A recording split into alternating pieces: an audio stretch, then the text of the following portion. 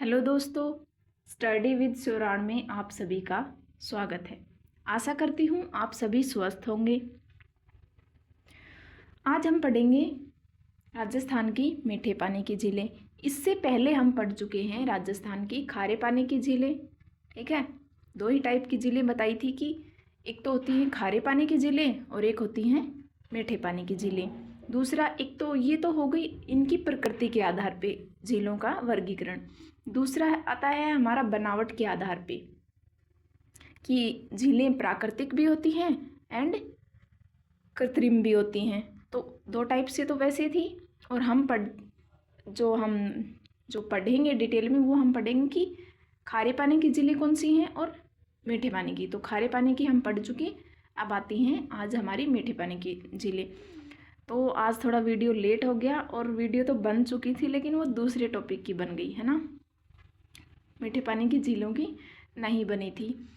तो उस वीडियो को नहीं डाल करके पहले मीठे पानी की डालेंगे, क्योंकि खारे पानी की जो झीलों का टॉपिक चल रहा था ना, तो झीलों का टॉपिक पहले कंप्लीट हो जाए, उसके बाद दूसरा टॉपिक शुरू करेंगे। तो चलो पढ़ते हैं कौन सी झीलें, मीठे पानी की झीलें। ठीक है, आ जाओ पढ़ते हैं हम आज मीठे पानी की झीलें।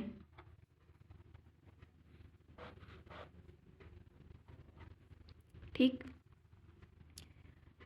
अब हमने बताया था कि खारे पानी की झीलें कौन कौन सी हैं, याद है आपको? अगर याद है ना तो बिना देखे कमेंट में लिख देना खारे पानी की झीलें कैसे याद करवाई थी। ठीक है, याद है? कल्प याद है आपको? जो मतलब कायाकल्प चेंज किया था हमने, कैसे, वो सारी चीज़ें याद है? कैसे हमने मतलब वो क्या बोला था कि साफ करना है। सबसे पहले आपको याद है कि जो खारे पानी की झीलें थी, तो पानी हम खारा पी सकते हैं क्या? नहीं पी सकते, हमें चाहिए मीठा पानी। तो मीठा पानी बनाने के लिए झील को क्या करना पड़ेगा? खारे पानी वाली झीलों को साफ़ करना है हमें। साफ़ करने के लिए रेडी हो जाओ, उसका जो कायाकल्प मतलब उसका कल्प चेंज करने के लिए रेडी हो जाओ, उसकी काया पलटने के लिए रेडी हो जाओ। तो साफ़, फिर रेडी वाले में 3 झीलें आ रही थी, फिर कल्प वाले में देखो तो कैसे 3 थी, ले से 1 थी, पै से 2 थी, है ना। तो ये सारी हमारी थी खारे पानी की झीलें। अब बच गई वो आती है हमारी मीठे पानी की झीलें, लेकिन पढ़नी तो पड़ेंगी ना, और भी क्यों सुना सकते हैं इनसे रिलेटेड, मीठे पानी की झीलों से रिलेटेड। तो वो अभी हम पढ़ेंगे। बिना टाइम वेस्ट करते हुए पहली झील आ जाती है हमारी पुष्कर झील। मीठे पानी की झीलों में पहली झील आती है हमारी पुष्कर झील। पुष्कर झील। अब एक तो ये जो झील है पुष्कर झील, ये है प्राकृतिक। पहला तो ये क्या है कि ये प्राकृतिक झील है। ठीक है, ये कैसी झील है? प्राकृतिक झील है। इसको मतलब एक टाइप की ये कल्डेरा झील है, प्राकृतिक कल्डेरा झील। ठीक है, दूसरा आती है ये देखो पुष्कर। पुष्कर कहाँ पे है? पुष्कर यदि शहर की बात करें तो अजमेर में है, तो पुष्कर झील भी वहीं है अजमेर के अंदर। दूसरा यहाँ ये जो एक पवित्र तीर्थ स्थल है, ये कैसा है? ये एक पवित्र झील है, धार्मिक तीर्थ स्थल है ये। ठीक है, अब देखो यदि ये धार्मिक तीर्थ स्थल है, इसका मतलब यहाँ पे जो लोग हैं वो ज़्यादा आते हैं पूजा पाठ करने। तो इस वजह से ये समझो ये जो झील है ना, ये यहाँ पे अब अपनी क्या हो गई है? प्रदूषित झील हो गई है, कि लोग मानते तो है नहीं कूड़ा फैलाने से, तो ये अब हो गई है प्रदूषित झील। ठीक है, दूसरा ये सबसे प्राचीन झील है। एक तो है ये प्राचीन, दूसरा ये पवित्र, और तीसरा ये प्रदूषित। तो पै से याद रख लो सारे के सारे यहाँ पे प्रदूषित झील। पै से पुष्कर, पै से प्राकृतिक, प्राचीन, पवित्र एंड प्रदूषित हो गए। पुष्कर आते ही हमको पै से ही निकलना चाहिए, हमको कृत्रिम नहीं करना है। ठीक है, हमको नवीन नहीं करना है, प्राचीन करना है, पवित्र, प्रदूषित करना है। ठीक है। अब इस झील की जो नाम है, अब देखो पवित्र है ना, तो तीर्थ है, पवित्र जो तीर्थ स्थल होते हैं, तो यहाँ से याद रखना तीर्थ है तो तीर्थों का मामा, तीर्थों का मामा भी इसी झील को बोलते हैं। दूसरा, इस झील को क्या बोलते हैं? कोंकण तीर्थ। तो ये भी देखो तीर्थ आया इसके अंदर, कोंकण तीर्थ आ गया तीर्थ। तीसरा, यहाँ पे इसी को बोलते हैं पंचम तीर्थ, तो ये भी यहाँ पे तीर्थ आ रहा है। और बोलेंगे यदि इसको बोलते हैं एक 52 घाटों की झील, मतलब यहाँ पे हमें 52 घाट देखने को मिलते हैं। उसके अलावा यहाँ पे जो हमें मिलेगा, एक मिलेगा मतलब इसको जो दूसरा, इसको बोलते हैं प्रयागराज का गुरु। प्रयागराज कहाँ पे है? यूपी के अंदर है ना, जहाँ पे अभी महाकुंभ चला है, अभी तो नहीं चल रहा है ना, नहीं चल रहा ना, हो गया होगा ख़त्म। तो पंचम तीर्थ है। दूसरा इसको क्या बोला हमने? 52 घाट झील, तो ये बोला 52 घाट झील, ठीक है। तीसरा इसी को लिख लो यहीं पे, क्या बोला? प्रयागराज का गुरु, प्रयागराज का गुरु। प्रयागराज का गुरु कौन सी झील को बोलते हैं? कौन सी झील को बोलते हैं? पुष्कर झील को, ठीक है। देखो पुष्कर से याद रखना है, ये एक पवित्र झील है। अब पवित्र झील है तो इसके नाम जैसे पवित्र तीर्थ स्थल है ये यहाँ पे है ना झील, तो तीर्थों से याद रखना, तीर्थों का मामा, कोंकण तीर्थ, पंचम तीर्थ, 52 घाट झील भी यही मतलब इसी का नाम है। फिर पैसे पुष्कर झील, पैसे प्रयागराज का गुरु, हो गया। अब ये जो झील है ना, प्रदूषित झील तो है ही, पवित्र भी है ही, प्राचीन भी है ही, प्राकृतिक भी है ही। दूसरा यहीं पे लिख लो, ये एक अर्धचंद्राकार झील है, अर्धचंद्राकार झील। अब मतलब इसकी जो बनावट है ना, वो ऐसे है आधे चांद की तरह। कैसे है? आधे चांद की तरह, ऐसे ये झील बनी हुई है इस शेप में, ठीक है, ऐसे बनी हुई ये अर्धचंद्राकार झील की शेप में ये बनी हुई है। अब जब अर्धचंद्राकार हो गई, अर्धचंद्राकार, ठीक, तो देखो इसको कैसे याद करेंगे अर्धचंद्राकार को? चांद, चांद क्या है? मामा है तीर्थों का, हमारा भी मामा, हम बोलते हैं ना कि चांद मामा, तो पुष्कर तीर्थों का मामा है, तो ये अर्धचंद्र चांद के समान होगी ना भाई, मामा कैसे बोल सकते? चांद को बोलते हैं मामा। तो फिर इसका जो क्यों इसको तीर्थों का मामा बोला? क्योंकि ये चांद के समान है, आधे चांद के समान है, पूरे चांद के समान नहीं, क्योंकि पूरा होता है जब हमको चांद की फीलिंग नहीं आती, जब ऐसे दिखाई देता है तब हमें लगता है हाँ यही है चांद, तो है ना। बाकी ये पूरा ऐसे हो जाता है, क्योंकि हमें पूरा दिखेगा पूर्णिमा के दिन, और पूर्णिमा से फिर जैसे ही एक 2 3 तिथियाँ शुरू होंगी वो घटता जाएगा। फिर एक दिन ऐसा आएगा मावस वाला, जिस दिन पूरा चांद गायब, फिर मावस से आगे जैसे ही एक शुरू होगी फिर ये बढ़ता जाएगा और पूर्णिमा के दिन पूरा हो जाएगा। ऐसे ही चलता है ना, पता होगा इतना तो। दूसरा आता है कि ये जो झील है ना हमारी, इसके मतलब जो शासक हुआ था एक औरंगजेब ने इस झील को क्या किया था? नुकसान पहुंचाया था, ठीक है। और मराठों ने इसका मतलब इसको दोबारा से निर्मित किया था। तो नुकसान किसने पहुंचाया? औरंगजेब ने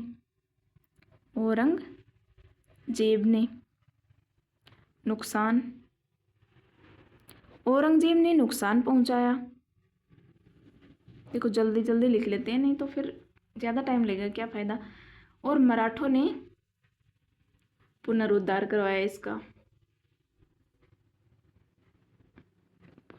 करवाया, ठीक है। औरंगजेब ने नुकसान, मराठों ने पुनरुद्धार। अब एक नेशनल हाईवे भी यहीं से जाता है, NH-89, मतलब NH-89 यदि पूछा जाए किस झील से संबंधित है, वो है पुष्कर झील से संबंधित, कि NH89 के ऊपर ये पुष्कर झील स्थित है। ठीक है। दूसरा, ये कैसी झील है? प्राकृतिक है ना। तो अब चांद की बात आई ना कि ये अर्धचंद्राकार है, तो चांद इसकी जो शेप है वो तो अर्धचंद्राकार है, लेकिन अब तीर्थ है, पवित्र तीर्थ स्थल है, तो मेला भरना तो लाजमी है, लोग आएंगे। तो जहाँ पे ये देख लेना कि तीर्थों वाली जगह है ना, तो मेला, जैसे प्रयागराज अभी हुआ, तो पवित्र माना जाता है ना प्रयागराज को कि यहाँ पे अमृत की बूंद गिरी थी। तो यहाँ पे क्या, उन नदियों पे का जो संगम हो रहा है वहाँ पे अब तो मेला ही भर रहा है ना, महाकुंभ वो मेला ही है। तो यहाँ पे भी मेला भरेगा, क्यों? क्योंकि ये पवित्र तीर्थ स्थान है, लोग आएंगे तो वहाँ मेला भरना लाजमी है। अब चांद से ही रिलेटेड है मेला, जो तिथि हमें याद करनी है वो याद करनी है पूर्णिमा। अब चांद को क्या करना है, हमें पूरा कर देना है। पुष्कर के झील में जो मेला भरेगा वो पूर्णिमा के दिन भरेगा। अब पूर्णिमा तो ठीक है, लेकिन महीना कौन सा होगा, है ना?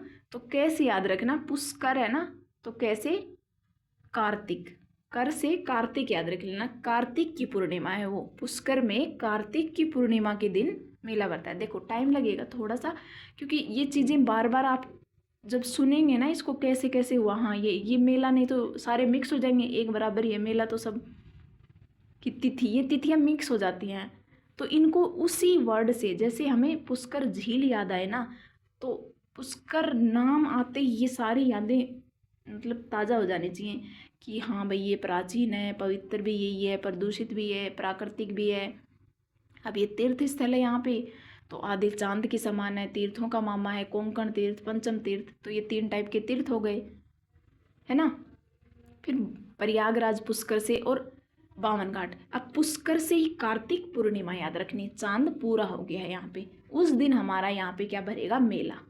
अभी ये समझ लो कि ये झील आदि है, जिस दिन ये झील पूरी हो जाती है तो खुशी के मारे यहाँ पे भर जाता है मेला। तो झील पूरी कब होगी, जब पूरा चांद पूर्णिमा के दिन होता है। ठीक है, तो क्या लिखेंगे, कार्तिक पूर्णिमा के दिन मेला। तो यहाँ पे जो मेला लगेगा, मेला वो लिखो कार्तिक पूर्णिमा के दिन, कार्तिक पूर्णिमा, कार्तिक पूर्णिमा के दिन। तो कार्तिक पूर्णिमा के दिन यहाँ पे रंगीन मेला का आयोजन होता है। ठीक है, दूसरा आ जाओ।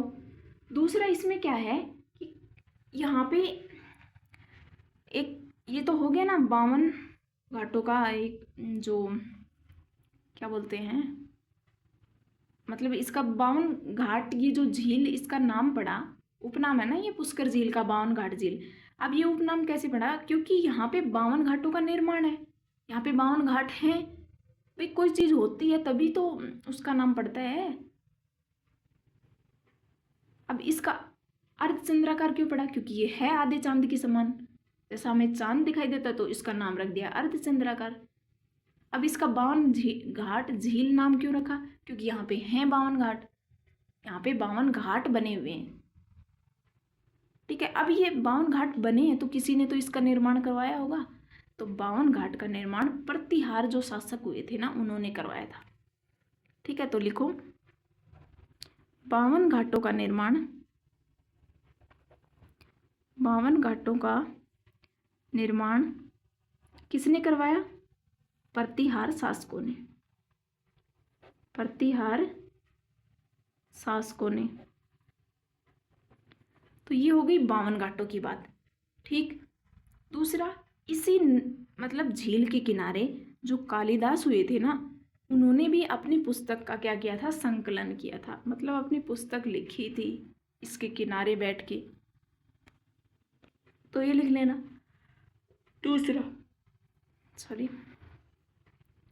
दूसरा इसमें क्या है, ये जो पुष्कर झील है तीर्थ स्थल है, इसका मतलब मंदिर। अब ये जो झील हो गई पुष्कर झील, इसके किनारे क्या है, इसका किनारे किनारे याद रख लो। किनारे से यदि बात आए तो कालिदास ने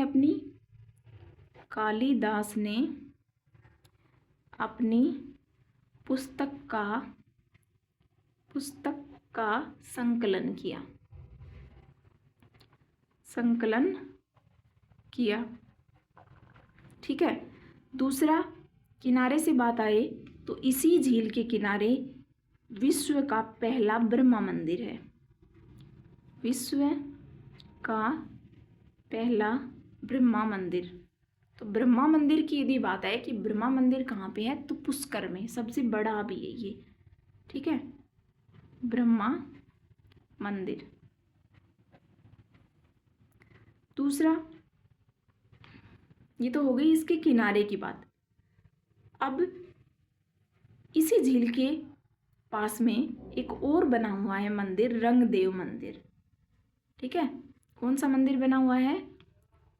रंगदेव मंदिर। अब ये जो रंगदेव मंदिर है ना, रंगदेव मंदिर है, ये इसकी जो शैली है वो है द्रविड़। क्या है? द्रविड़ शैली।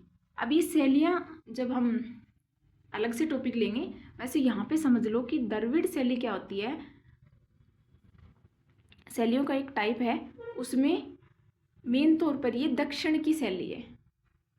मतलब जो हमारा भारत है उसके अंदर साउथ साइड में जो मंदिरों का निर्माण हुआ ना, उसी टाइप में, उसी तरीके से, उसी पद्धति से इस रंगदेव मंदिर का हमारे यहाँ पे पुष्कर के अंदर, पुष्कर झील के किनारे मंदिर का निर्माण, जिसका नाम है रंगदेव मंदिर। और ये रंगदेव मंदिर द्रविड़ शैली की पद्धति के ऊपर बना हुआ है। मतलब जिस टाइप में आपने देखे होंगे साउथ के मंदिर, देखो कितनी उनमें, मतलब जो यदि हम नक्काशी बोले, कितनी ही मतलब बारीकी से उनका जो निर्माण किया गया है। आज के ज़माने में तो वैसा होना मुश्किल ही है। वो जो पहले के कारीगर थे ना, वही शायद, मतलब क्या ये कहूँ, वो तो भगवान इतने शब्द ही नहीं है उनके लिए। तो द्रविड़ शैली में ये रंगदेव मंदिर यहाँ पे पुष्कर झील के किनारे बना हुआ है। ठीक है। दूसरा, इसी के यहाँ पे आप देख लो बैकुंठ मंदिर है। एक कौन सा मंदिर है? बैकुंठ मंदिर। तो ये मंदिर याद करने हैं। क्यों? क्योंकि पूछा जाएगा। दूसरा, वराह मंदिर। तो मंदिर याद कर लो, पुष्कर झील आई, रंगदेव मंदिर, बैकुंठ मंदिर, वराह मंदिर। रंगदेव मंदिर की शैली पूछी जाए तो द्रविड़ शैली, ब्रह्मा मंदिर। तो ये 4-5 मंदिर हैं, वो याद कर लेना है। 2-3 और मंदिर हैं, सावित्री मंदिर, मल्लेश्वर मंदिर, और एक आता है ब्रह्मा मंदिर। ठीक है। तो कहता है सावित्री मंदिर, सावित्री मंदिर। दूसरा आता है यहाँ पे महादेव मंदिर, महादेव मंदिर। और तीसरा आता है मल्लेश्वर मंदिर, मल्लेश्वर मंदिर। तो ये कुछ मंदिर हैं जो कि पुष्कर झील के किनारे हैं। ठीक है।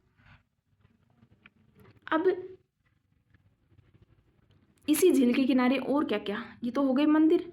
यहाँ पे निर्माण किया गया है जनाना घाट का, जनाना घाट। यहाँ पे वो वाले घाट थे ना, 52 घाटों का निर्माण है जो कि प्रतिहार शासकों ने करवाया। ऐसे यहाँ पे एक घाट बना है जिसका नाम है जनाना घाट। और ये बना कब था?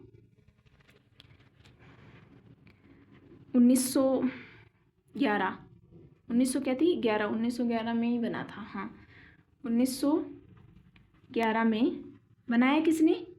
महारानी थी मैरी, मैरी महारानी कहाँ की थी? इंग्लैंड की। तो महारानी मैरी ने, और ये कहाँ की थी? इंग्लैंड की। इंग्लैंड की महारानी थी जिन्होंने इस पुष्कर झील के किनारे जनाना घाट का क्या करवाया? निर्माण 1911 के अंदर। अगर आपको याद हो तो तराइन का युद्ध 1911, प्रथम तराइन का युद्ध याद है? तो तराइन का युद्ध प्रथम 1911 में हुआ। और यहाँ पे निर्माण भी महारानी मैरी ने जनाना घाट का निर्माण करवाया 1911 के अंदर पुष्कर झील में, पुष्कर झील के किनारे। ठीक है। कनाडा की सहायता से, प्रदूषित झील है तो इसकी सफाई करना भी ज़रूरी है, तो कनाडा की सहायता से इसकी सफाई करवाई जाती है। ठीक है। दूसरा, महात्मा गांधी व बाबा साहेब की जो अस्थियां थी वो यहाँ पे प्रवाहित की गई थी। ठीक है, क्योंकि यहाँ पे अब इस झील में नहीं, इस झील के पास एक घाट है, गो घाट नाम है उसका, तो यहाँ पे लिख लो गो घाट, देखो गो घाट। अब ये जो गो घाट है यहाँ पे, इसमें गो घाट में क्या किया गया, महात्मा गांधी एंड महात्मा गांधी एंड बाबा साहेब की, इसकी बाबा साहेब अम्बेडकर जो है ना, बाबा साहेब अम्बेडकर की, डॉक्टर भीमराव अम्बेडकर, बाबा साहेब अम्बेडकर की क्या कर दी गई कि अस्थियां विसर्जित की गई है यहाँ पे। ठीक, तो देखो ये हो गई हमारी पुष्कर झील से रिलेटेड बातें। पुष्कर मीठे पानी की झील, प्राकृतिक झील, पवित्र झील, और क्या रह गया, प्रदूषित झील, है ना। पैसे और क्या लिखना है, प्राकृतिक, प्रदूषित, पवित्र, प्राचीन। चार तो ये हो गए।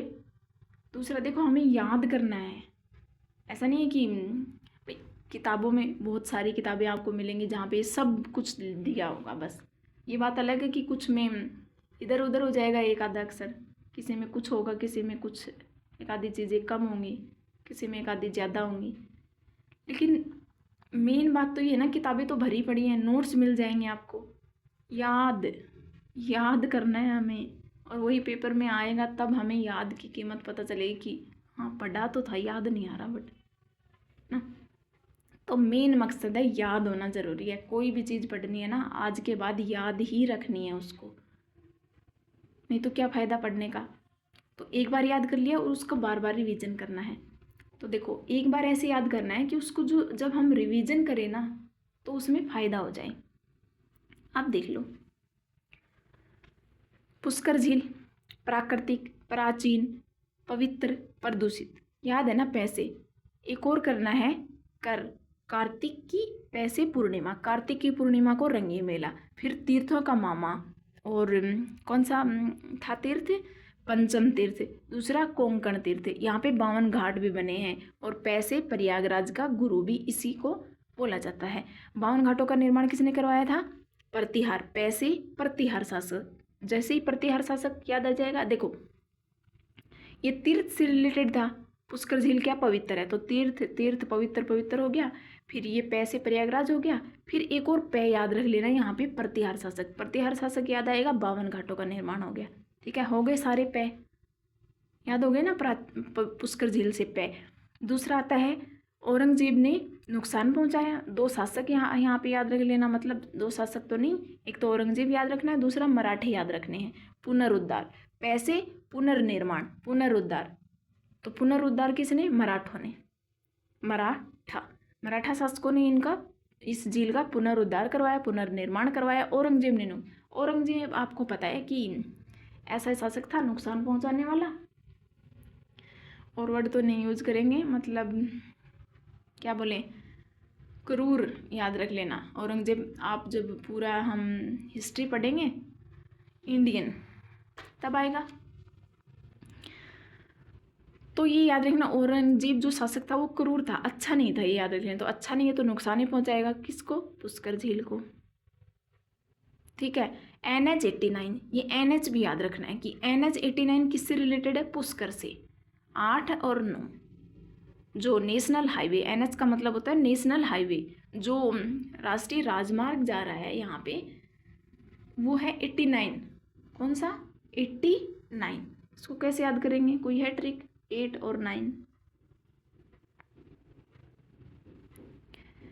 8 9 नहीं है, तो इसको अभी ऐसे याद रख लो, 8 9 89 89 89 है ना, ऐसे याद कर लो 89। फिर ये का मेला नहीं है, ऐसे ये मेला, तो मेला भरेगा, ये हो गया, ये 52 घाट का निर्माण हो गया।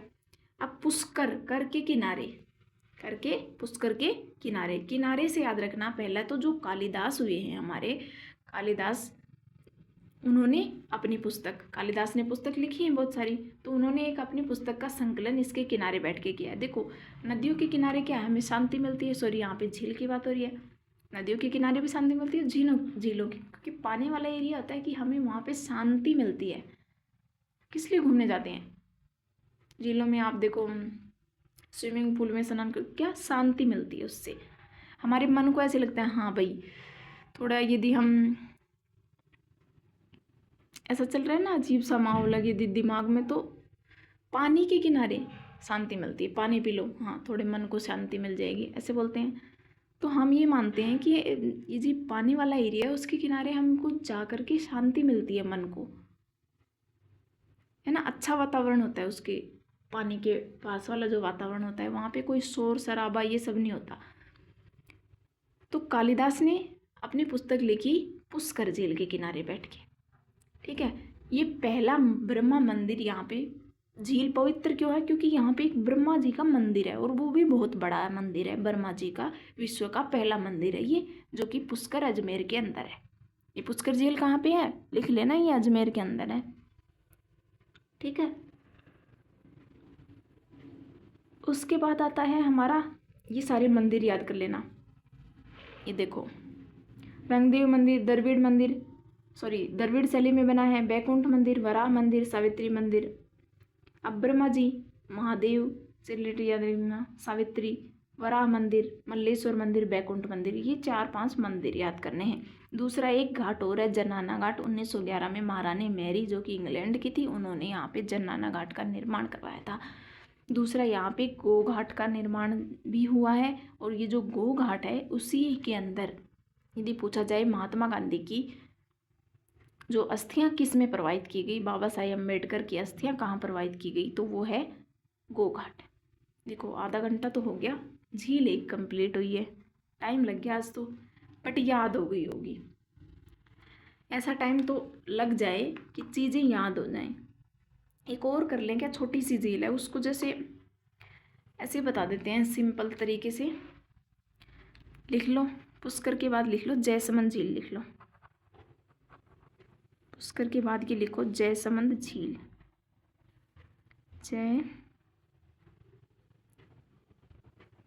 जयसमंद झील।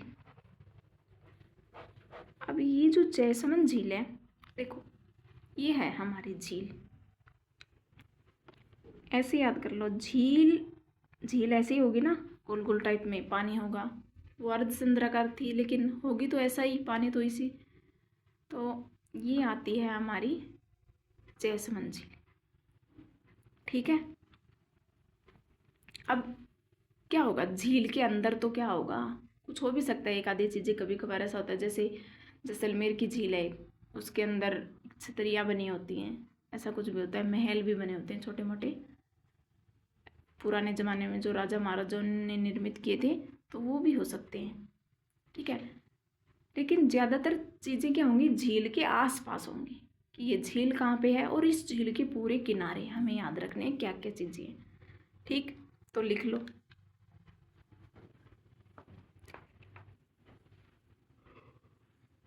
सॉरी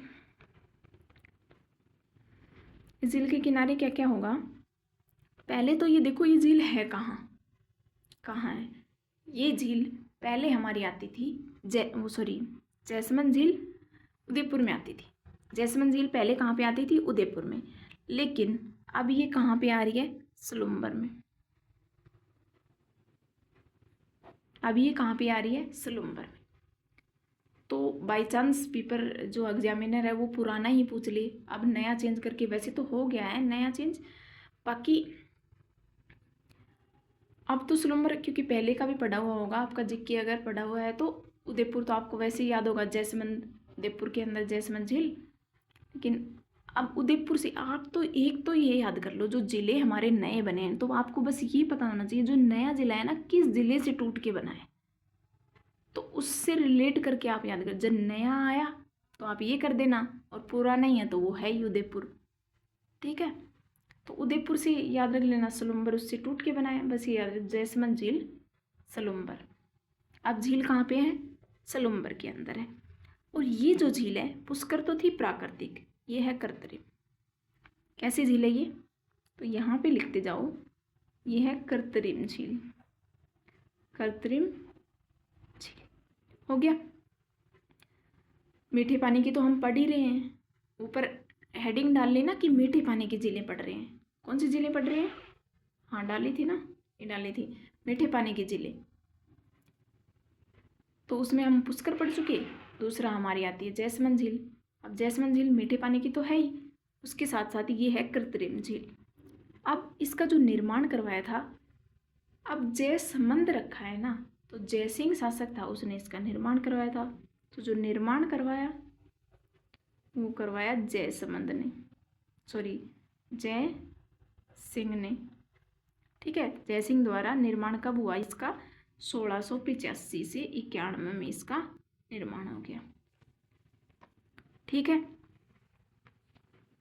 दूसरा आती है, ये जो झील है ना,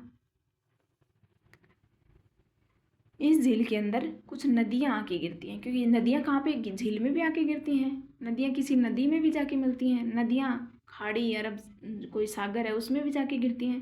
तो कुछ नदियां हैं जो कि इस झील में आके गिर रही हैं। तो इस झील में नदियां कौन कौन सी आके गिरती हैं? नदियां गिरती हैं, नदियां क्या करती हैं? गिरती हैं। अब नदियां गिरती हैं तो वो कौन कौन सी? 3 नदियां हैं। एक तो है मेन गोमती नदी। गोमती नदी कहाँ पे आके गिर रही है? जैसमंद झील में। दूसरा आता है हमारा झाबरी नदी, झाबरी। तीसरा आता है हमारा बागार नदी, बागार नदी। ठीक है, तो ये 3 नदियां हैं जो कि हमारी इस झील में आकर के गिर रही हैं। अब इसी झील के किनारे, इसी झील के किनारे, सॉरी इस झील के अंदर, झील के अंदर है, किनारे नहीं है, टापू बने हुए हैं। तो इस झील में है ना, ये क्वेश्चन पूछा जाता है, आप इसी को याद रख लेना। इस झील के अंदर ऐसे याद कर लो कि यहाँ पे देखो कुछ टापू बने हुए हैं, 1 2 3 4 5 6, ऐसे तो ज़्यादा हो गए, तो ऐसे ही याद कर लो बस। हाँ 3 2 5, 5 हो गए ना। दूसरा एक ये है, एक ये है। तो देखो ये सारे टापू हैं 7। कितने टापू हैं इस झील के ऊपर? 7 टापू हैं। कितने टापू हैं? 7 टापू हैं। उन 7 में सबसे जो बड़ा टापू है वो है ये, और जिसका नाम है बाबा का भाखड़ा। तो ये क्या है? सबसे बड़ा टापू, सबसे बड़ा टापू जिसका नाम है बाबा का भाखड़ा। तो ये आता है, आ भी चुका है बहुत बार, यही इंपॉर्टेंट है ज़्यादा। तो 2 जैसमंद झील के अंदर 2 टापू, एक तो सबसे बड़ा, एक सबसे छोटा। अब छोटे वाले का नाम है प्यारी, सबसे छोटा टापू। ये क्या है? सबसे छोटा टापू। ठीक है, तो छोटे वाले टापू का नाम है प्यारी और बड़े वाले का नाम है बाबा का भाखड़ा। तो छोटा छोटा बच्चा प्यारा सा होता है ना, सबको अच्छा लगता है। तो छोटा टापू प्यारी जिसका नाम है, और बड़ा बाबा। तो बड़े को हम बाबा बोलते हैं ना, कि जो बूढ़े लोग हैं जो बड़े, तो बाबा हम बोलते हैं। तो बाबा का भाखड़ा बड़ा और छोटा प्यारी, याद हो गए? बड़ा बाबा, छोटा प्यारी। छोटा बच्चा प्यारा लगता है हमको। तो ये हो गए 2 टापू। वैसे तो 7 टापू पूछा जाए कि 7 टापू किस झील के अंदर है, तो वो आती है हमारी जैसमंद झील, और 2 इसकी ये टापू इम्पोर्टेंट है। ठीक है, अब इसी झील के किनारे यहाँ पे एक बना हुआ है हवा महल, जिसको बोलते हैं चित्रित हवा महल, चित्रित हवा महल। ठीक है, यहीं पे बना हुआ है, इसके किनारे चित्रित हवा महल बना हुआ है। दूसरा इसी के किनारे है एक पठार है, जिसका नाम है लसाड़िया का पठार। क्या नाम है? लसाड़िया का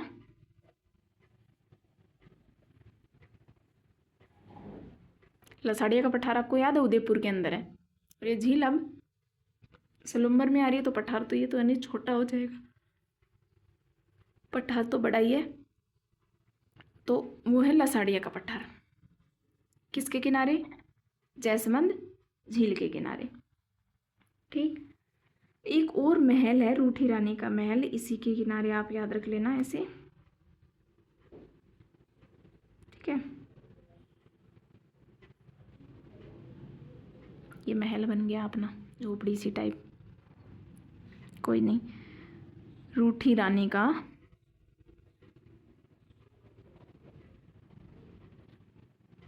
महल। ठीक है, तो रूठी रानी का महल इसी झील के किनारे है।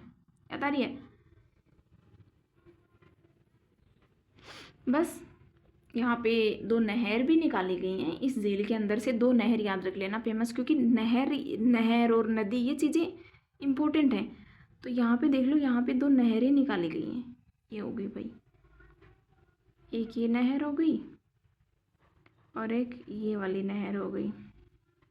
ठीक है, ये हो गई दो नहरें। तो अब इन दो नहरों का नाम क्या है? एक तो है श्यामपुर नहर, और दूसरी है भाट नहर। तो ये दो नहरें हैं, श्यामपुर नहर, भाट नहर। बस ये हो गई हमारी जैसमंद झील। अब जैसमंद झील को ऐसे ही दिमाग में रखना है, ऐसे ही हम जब मिट्टियाँ पढ़ेंगे, वो भी पढ़ रहे हैं ऐसे ही, तो ये थोड़ा डायग्राम के हिसाब से पढ़ेंगे तो याद रहेगा। ऐसे पॉइंट पॉइंट पॉइंट पॉइंट डाल के पढ़ते हैं ना, ज़्यादा याद नहीं रहता। जैसे ये डाल दिया, लेकिन इसको याद करवा दिया हमने। पुष्कर झील में डाले तो हैं, लेकिन पे याद रखना है पुष्कर का, तो ज़्यादातर चीज़ें उसी पे से कवर हो जाएंगी। जयसमंद जयसिंह ने बनवाई थी। सलुम्बर में ये है समंद सलुम्बर। ठीक है, दूसरा दो महल हो गए, एक हवा महल चित्रित, एक रूठी रानी का महल। ठीक है, लसाड़िया पठार उदयपुर का है, तो जैसमंद झील उदयपुर की थी पहले, तो अब सलुम्बर में आती है। 7 टापू हैं, जिनमें बड़ा बाबा छोटा प्यारी निर्माण हो गया। गिरती नदियाँ गिरती हैं तो गोमती, झाबरी एंड बागार नदी। ठीक है, कृत्रिम ये झील है ही, मीठे पानी की है ही। तो बस आज तो ये दो ही नदियाँ मतलब झीलें हुई हैं। कल वाली क्लास में जो मीठे पानी की बची है ना, सारी करवा देंगे। एक भी क्वेश्चन बाहर नहीं जाएगा झीलों से रिलेटेड। ठीक है, तो बस आज के लिए इतना ही। वीडियो अच्छी लगी हो तो लाइक कर देना, कमेंट करके बताना यदि कोई डाउट हो तो, और चैनल को सब्सक्राइब नहीं किया तो सब्सक्राइब कर लेना स्टडी विद शोराण को। ठीक है, आज के लिए इतना ही, धन्यवाद। अब मिलेंगे कल की क्लास में, बाकी के बची हुई झीलें हो जाती हैं, फिर हम पढ़ लेते हैं मिट्टियों वाला टॉपिक, और फिर कुछ परियोजनाएं इकट्ठा लेके आएंगे। मतलब ऐसा करवाना है कि जैसे हमें खुद ही एग्ज़ाम देना है ना, वैसे ही करवाना है, छोड़ना नहीं है। क्योंकि एक आधी चीज़ छोड़ देते हैं ना, उसी से क्वेश्चन बनता है, फिर पढ़ने का फ़ायदा क्या हुआ। एक झीलों को ऐसे ही पढ़ लो कि झील ही ना बचे, किसी भी एग्ज़ाम में आओ चाहे। चलिए, बाय।